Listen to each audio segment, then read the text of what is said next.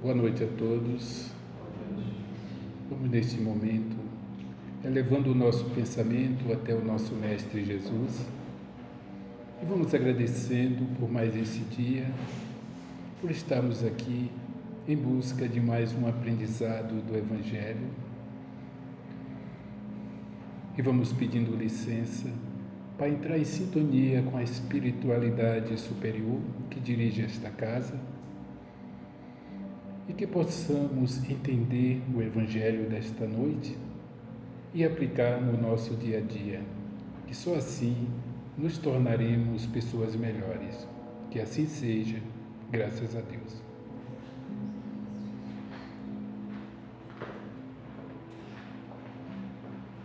Bom, gente, boa noite para todo mundo. Tem uma historinha que diz o seguinte, que uma vez tinha um estranho que estava observando Buda, atentamente, fixamente, durante um longo tempo. E ele não falava absolutamente nada. Então esse homem, em um determinado momento, sem dizer uma palavra, ele se levantou, foi até direção Buda, que estava sentado, observando também, e sem dizer uma palavra, esse homem cuspiu na cara de Buda, na frente de todo mundo. E em seguida ele se afastou para ver a reação que Buda teria.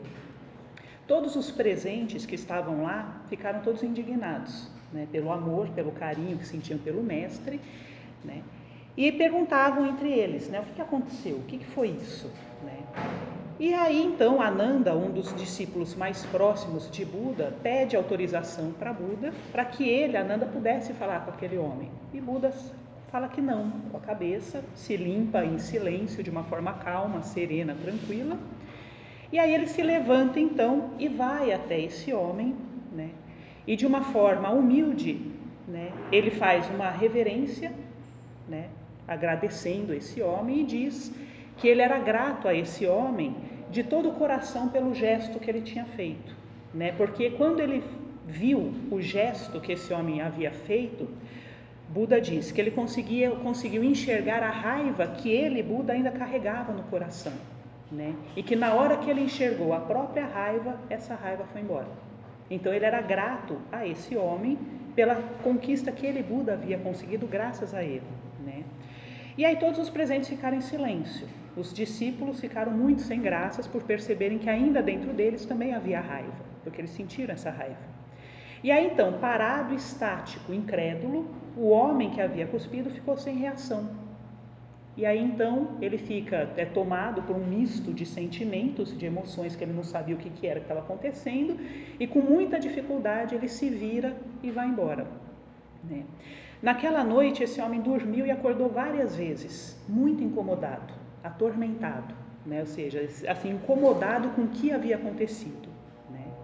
E aí no dia seguinte então ele foi até Buda novamente e esperou. Quando Buda chega, o homem olha nos olhos de Buda e, sem dizer também uma palavra, se ajoelha aos pés de Buda.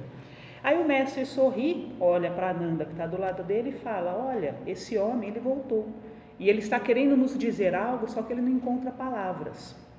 E aí então o homem, trêmulo, gaguejando, ele fala: me perdoe pelo que eu te fiz ontem. E aí Buda, de maneira serena e com um coração radiante de felicidade, puxa o homem para perto de si e diz: assim como o fluxo das águas não são as mesmas, nem o homem é o mesmo de antes. Eu não sou mais a pessoa que esteve com você ontem. Você não é mais a pessoa que esteve comigo ontem. Você mudou e eu já não vejo mais aquele homem tão bravo que existia ontem. Então, eu não tenho que te perdoar, porque as duas pessoas, a que agrediu e a que sofreu a agressão, já não estão mais aqui. Então, vamos falar de outra coisa.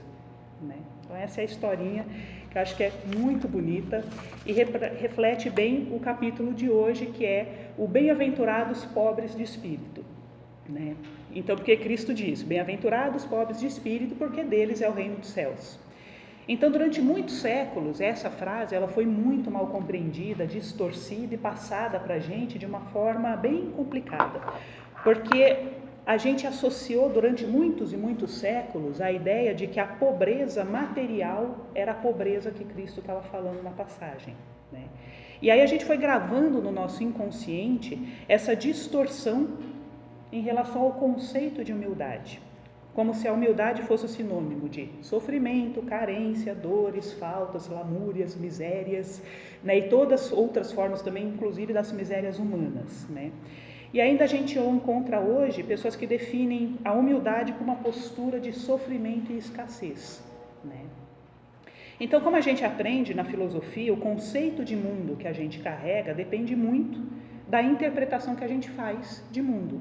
E essa interpretação vai depender da vontade que a gente carrega, né? Então, quando Jesus promete que o reino dos céus aos pobres de espírito, ele não estava se referindo a nada do mundo material, que vai ser sempre transitório, certo?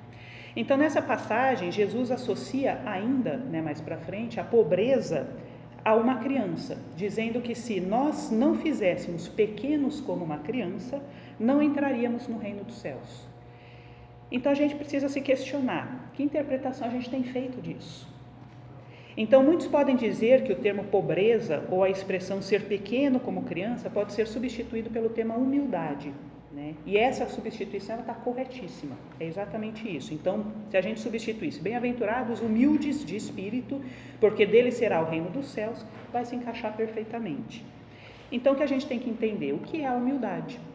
Então, no livro, tem um livro que é de perguntas e respostas, entrevistas com o Raul Teixeira e com o Divaldo Pereira Franco, né? Que Raul Teixeira, ele diz que a humildade não tem nada a ver com a gente ser feito de bobo, ser enganado, ser ingênuo, ser tolo ou ser piegas. A humildade também não estabelece nenhuma relação com ter ou não ter coisas materiais. Então, ser humilde também não tem relação com ser agredido, se submeter a violências ou com não ter posicionamentos. Aí Hamed, no livro Os Prazeres da Alma, ele já aprofunda um pouco mais. Ele diz que a humildade nada tem a ver com a presença ou ausência de bens materiais, mas com a forma de comportamento íntimo. Na atualidade, ainda se associa a humildade com inferioridade, submissão e pobreza, mas, no entanto, a humildade é relacionada com a distinção, gentileza, lucidez, graciosidade e simplicidade. Entre todas as virtudes, Hamed fala, somente a humildade não realça a si mesma, porque o verdadeiro humilde não acredita que o seja. Então essa é a definição de Hamed. Então vamos pensar, o que é distinção? Distinção é o que não é igual, é tudo aquilo que é diferente. É aquele que se pode distinguir dentro de um grupo, aquele que se destaca, que se diferencia. Então, a distinção, ela representa uma ação de se posicionar. Eu me posiciono de forma diferente àquilo que normalmente as pessoas fazem de uma forma comum. Entende? Ou seja, a posição de Buda na historinha foi uma distinção. Ele se destacou daquele grupo. Certo? Então, ser distinto é agir, é se posicionar perante a vida, segundo aquilo que você carrega como um ideal, como um norte, como uma moral que faz um sentido, no nosso caso uma moral cristã, que a gente tenta carregar dentro da gente. Então, é tentar ser correto com a própria consciência, isso é ser distinto. O ser gentil também é uma ação, né? Mesmo que essa ação seja o silêncio. Então, por exemplo, é um gesto de gentileza não fazer parte de grupos quando o grupo está falando de uma forma muito negativa, muito violenta. Tem até uma mensagem de Emmanuel que ele fala, né, que se você estiver dentro de um grupo e você não tem como sair daquele local e as pessoas estão falando de uma forma muito violenta, muito agressiva, silencie e ora. Fala, não participe, não ofenda o grupo, não faça parte disso, mantenha, pelo menos seja você o instrumento de uma vibração diferente naquele grupo, mesmo que em silêncio, né? Então, às vezes é importante ter, né, um comportamento mais pacífico, mesmo que através do silêncio, nesse tempo que a gente encontra que está meio bélico as coisas, né? Então, ser encantador significa expressar encanto, alegria, expressar vida, ânimo, energia, né? Ser lúcido é estar atento, consciente, racional. E ser simples são escolhas de forma de viver, que a gente opta por isso. Então, na faculdade a gente ainda brincava, né, que tinha os professores que a gente brincava que falava, eles costumavam, o lema deles deveria ser, para que facilitar a vida se a gente pode complicar a vida do aluno? Né? E eles agiam realmente dessa forma com a gente, né? Então, sempre que eu penso na simplicidade, eu me lembro desses professores, né? Então, a grande maioria absoluta dos conflitos que a gente vive está relacionado com a nossa intensa dificuldade de ser apenas simples, né? Então, a humildade, ainda tanto Emmanuel quanto Hamed e Joana, eles dizem que ela está interligada com a relação que a gente estabelece com Deus. Então, ainda nos livros Prazeres da Alma, Hamed fala que o instrumento pelo qual retomamos a conexão com a causa primeira, né, é a humildade. É um instrumento que a alma utiliza para se reconectar com o Criador. Então, ele fala, a humildade ela não está confinada a nenhuma religião, né? Ao contrário, ela é acessível a todos os seres. E aí ele fala que a inteligência universal ela só é acessada, a gente consegue acessar essa inteligência universal se a gente utilizar o instrumento da humildade. Então ele fala que a simplicidade de coração e a humildade do espírito permite o espírito assumir a posição dele de que pouco ele sabe, a posição de que é ignorante. Então ele pode assumir um papel de ir em busca de uma informação, em busca de um conceito, né? E aí diz Hamed ainda que através desses recursos infinitos da inteligência, né, universal, a gente recebe as mais sublimes contribuições, através da psicologia, da filosofia, da arte, da ciência, da religião. E todas essas contribuições alargam a compreensão de vida que a gente tem, dentro e fora de nós. E aí ele fala uma frase muito bonita, ele diz: os humildes aprenderam com a introspecção a fazer de si mesmo um canal ou espaço transcendente, por onde flui silenciosamente a inteligência universal. Olha a importância da humildade, né? Aí a gente entende porque os humildes vão ter acesso ao reino dos céus, né? A humildade então nos transforma num canal que permite que esse fluxo ele passe através da pessoa humilde, né? E a inteligência possa se alastrar por todas as esferas de conhecimento. Quando a gente lê essa passagem, dá para lembrar da filosofia de Platão, quando ele dizia do mundo das ideias, né? Que toda sabedoria, conhecimento, ele já existe e que a gente com muita dificuldade consegue acessar essa sabedoria e trazer para o nosso mundo real aquilo que já existe como essência. E aí, como diz o Adenauer Novaes, né? Se o pouco que a gente já sabe, os poucos títulos acadêmicos que às vezes a gente recebe, né? As poucas funções que a gente exerce, já é o suficiente para deixar a gente muito cheio, né? Então, assim, achando todo arrogante e orgulhoso, achando que é o máximo, que se diferencia, que é melhor do que os outros, né? Ele fala, como que uma pessoa assim vai aprender algo novo, né? Quem carrega a ilusão de saber muito sobre algo se perde na ilusão do orgulho e se afasta da possibilidade de aprender e de exercitar a humildade. Sócrates dizia, eu sei que nada sei.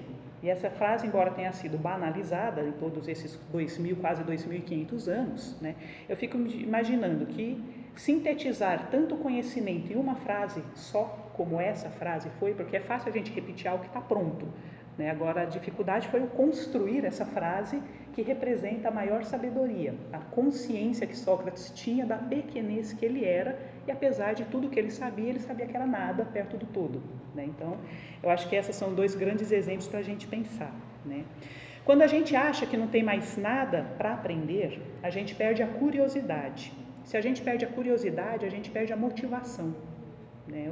Se eu não tenho um foco, num objetivo que eu quero chegar, eu não vou ter a força da motivação para me lançar até lá. Então eu vou estacionar.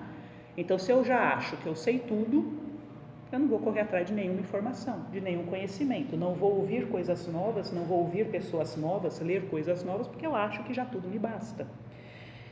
Então é como se a gente estacionasse. O contraponto, né, da humildade, diz Hamed, é a vaidade. E a vaidade é fruto do orgulho. Então, praticamente em toda a codificação espírita, a gente vê, né, o ensinamento que a causa de todos os males que existem na atualidade repousa no orgulho e no egoísmo. O tempo todo. Todos os livros que a gente pega da codificação, a gente encontra essa passagem. Então, não tem por onde sair disso. Então, o orgulho e o egoísmo poderia ser temas até para um estudo aprofundado, né? Tamanha complexidade que essas duas características, esses dois atributos que a gente ainda carrega, utilizam, né, de facetas para se manifestar na nossa vida. Então, de uma forma resumida, podemos compreender, né, que todo pouco de conhecimento que nos rodeia não nos pertence. Tanto que Emmanuel associa essa passagem de Jesus, né, bem-aventurados aos humildes de espírito, como sendo os humildes de espíritos as almas simples e singelas, despidas do espírito de ambição e do egoísmo, que costumam triunfar nas lutas do mundo. Então, ele continua que o grande problema da vaidade humana não é apenas a preocupação com a aparência ou a paixão por aplauso. Ele diz que é a substituição da orientação interna, que vem da própria alma, ele substitui isso por uma orientação externa, o que a sociedade determina e gostaria que você fosse. Ele fala que esse é o maior problema que tem da vaidade, né? Da vaidade humana. Então ele fala que o humilde, ele é amistosamente, de uma forma tranquila, espontânea, ele é sociável, ele é jovial, né? Ou seja, ele tem bom humor, tem alegria, ele tem vivacidade, ou seja, vida, vitalidade, força, por possuir a habilidade de estar mais conectado com o seu reino interior. É como se uma pessoa humilde, ela não se importasse tanto com o que o outro vai pensar dele, como o outro vai pensar, como que as pessoas vão encaixá-lo dentro de um grupo. Ele se despe dessa condição, que é característico da vaidade que vem do orgulho. Então ele diz que o ser humilde é perceber que existe em cada um dos seres humanos um plano vocacional, que ele chama, cuidadosamente traçado pela vida maior. Ou seja, a dádiva do humilde é que ele confia plenamente na organização divina. Ele sabe que tudo segue uma ordem, tudo está em paz, tudo segue uma coerência, né? E ele se norteia então pelo guia interior dele, se afastando da questão externa social, né? E de modo contrário, o vaidoso sempre vai ser impositivo, impetuoso, intransigente, não respeitando a determinação superior que há nas criaturas e nas criações. Então, no momento que eu, na minha vaidade, no meu orgulho, me sinto mais, eu estou desrespeitando toda uma hierarquia, toda uma questão natural de evolução, eu me desconecto daquilo que é o natural e fico brigando com aquilo que eu mesma construí. Então, não é muito inteligente também, né?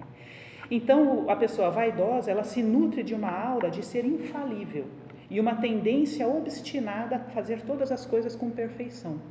E aí vem uma das grandes problemáticas, né? A gente se cobra muito, não falhar, não errar, não perder, não se equivocar, não se enganar, porque quer ser perfeito. Ou seja, a gente já começa aí a identificar que a gente nega a nossa própria imperfeição. E eu sempre vou me lembrar, nesse caso, quando o Medrado, ele falava, né, para as pessoas numa palestra lá, ele dizia, se Deus te fez imperfeito, Ele não espera de ti perfeição. Se Ele quisesse que você fosse perfeito, Ele já tinha te feito assim. Então, para de ir contra aquilo que Deus já fez, é natural, a sua natureza é ser imperfeito. Qual que é a nossa natureza? Errar. Como a gente aprende? Errando, se equivocando, se enganando, né? Mas quando a gente rejeita essa possibilidade, porque eu quero fazer tudo perfeito, tudo certinho, não posso falhar, não posso nada, aí realmente a coisa fica um pouco mais complicada, né?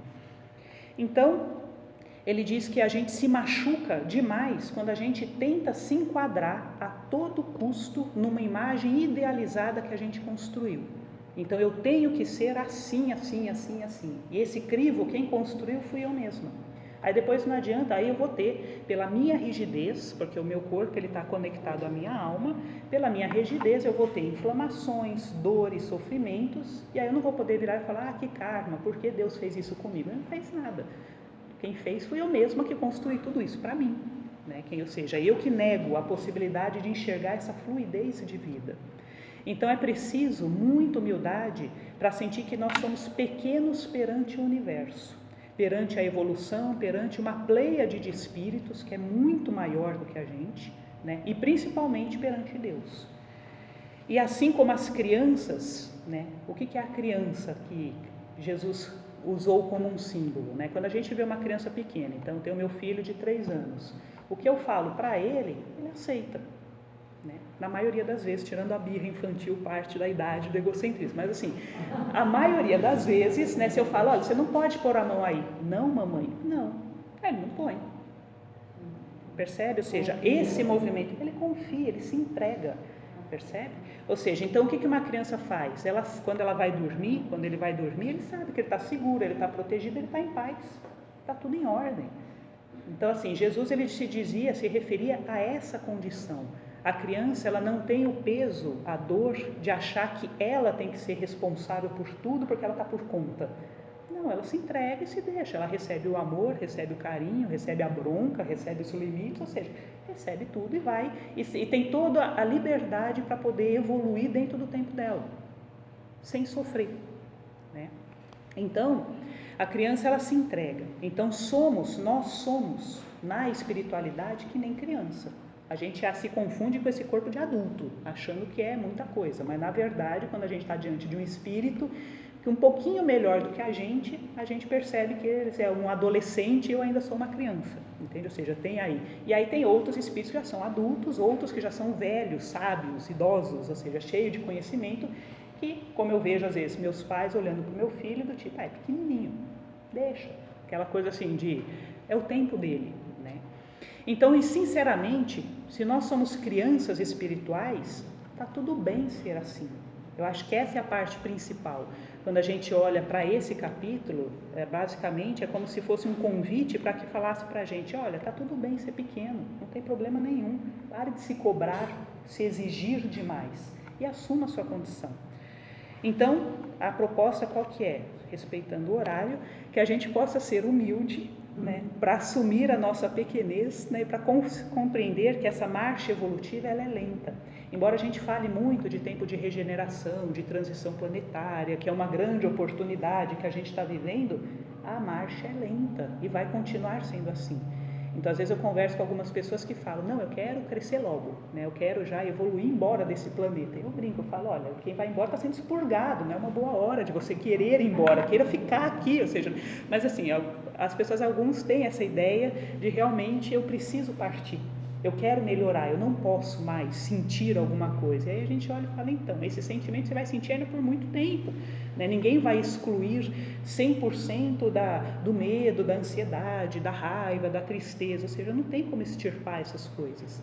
O que a gente pode fazer é tentar se comprometer a pequenas oportunidades de estarmos atentos a pequenos comportamentos e tentar educar isso. Só. Se a gente conseguir fazer isso, já está ótimo. A gente já conseguiu muita coisa numa vida. Percebe? Então é diminuir um pouco a nossa expectativa e ansiedade e permitir o aprendizado de uma forma simples, né? A simplicidade da vida. E é isso, gente. Eu tenho que fazer oração. E o pior, não vai dar para gravar e cortar isso da gravação, né? Então a gente disfarça, né?